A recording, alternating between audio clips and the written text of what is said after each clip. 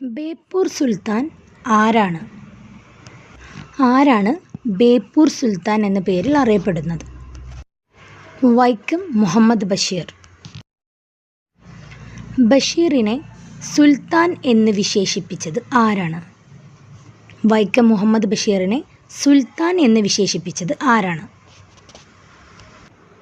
വൈക്കം മുഹമ്മദ് ബഷീർ തന്നെയാണ് സുൽത്താൻ എന്ന് വിശേഷിപ്പിച്ചിരുന്നത്. ബേപ്പൂർ എന്ന സ്ഥലം ഏതു ജില്ലയിലാണ് സ്ഥിതി ചെയ്യുന്നത്? കോഴിക്കോട്. വൈക്കം മുഹമ്മദ് ബഷീർ ജനിച്ച വർഷം ഏതാണ്? 1908. ഒന്നും ഒന്നും ചേർന്നാൽ എത്ര എന്നാണ് ബഷീറിൻ്റെ കഥാപാത്രം ഉത്തരം നൽകിയത്? ഇമ്മിണി ബല്യ 1. കൊച്ചു നീലാണ്ടൻ, പാറുക്കുട്ടി തുടങ്ങിയ കഥാപാത്രങ്ങൾ ബഷീറിൻ്റെ ഏത് കൃതിയിലേതാണ്? ആനവാരിയും പൊൻകുരിശും എന്ന കൃതിയിലേതാണ്? മണ്ടൻ മൂത്താപ്പ ബഷീറിൻ്റെ ഏത് കൃതിയിലെ കഥാപാത്രമാണ്? മുച്ചീട്ടുകളിക്കാരൻ്റെ മകൾ. ആനവാരിയും പൊൻകുരിശും എന്ന നോവലിലെ കൊച്ചു നീലാണ്ടനും പാറുക്കുട്ടിയും ഏതുതരം ജീവികളാണ്? ആന. ഗുത്തിനി ഹാലിട്ട ലിത്താപ്പോ സഞ്ചിനി ബാലികാലുട്ടാപ്പി.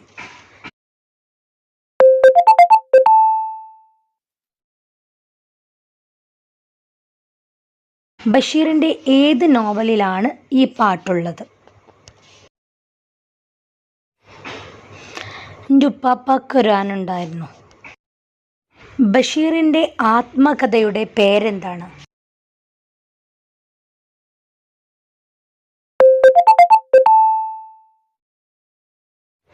ഓർമ്മയുടെ അറകൾ. മൂക്ക് കേന്ദ്ര കഥാപാത്രമായ ബഷീർ കൃതി ഏതാണ്? വിശ്വവിഖ്യാതമായ മൂക്ക്. എന്ത് അപരനാമത്തിലാണ് ബഷീർ അറിയപ്പെട്ടിരുന്നത്? ബേപ്പൂർ സുൽത്താൻ. തൻ്റെ കുടുംബ വീട്ടിൽ കഴിയവേ ബഷീർ എഴുതിയ നോവൽ ഏതാണ്?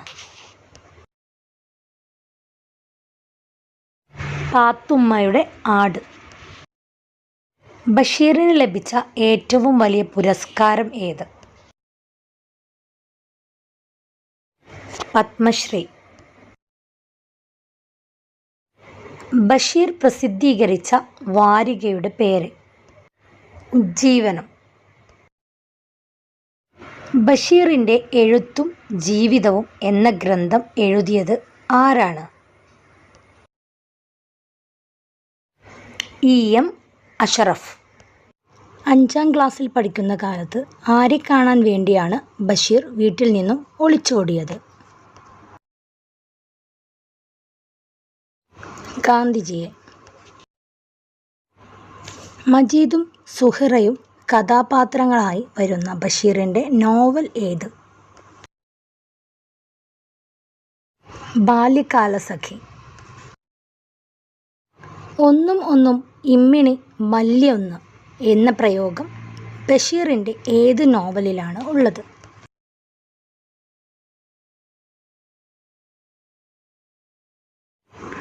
ബഷീറിനോടൊപ്പം വള്ളത്തോൾ പുരസ്കാരം പങ്കിട്ട സാഹിത്യകാരി?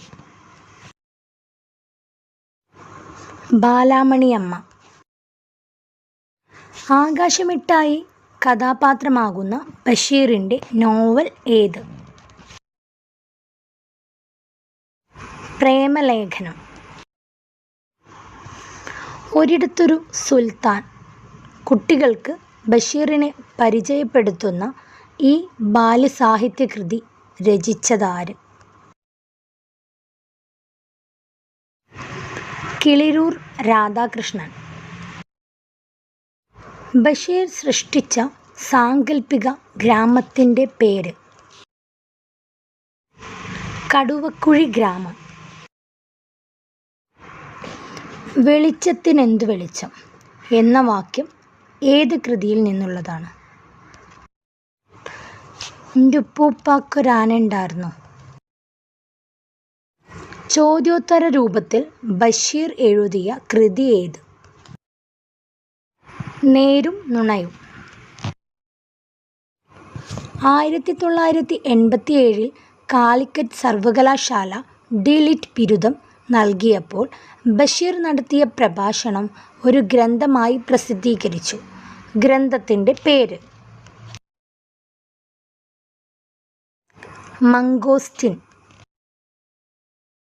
കേന്ദ്ര സാഹിത്യ അക്കാദമി ഫെലോഷിപ്പ് നേടിയ ആദ്യ മലയാളി?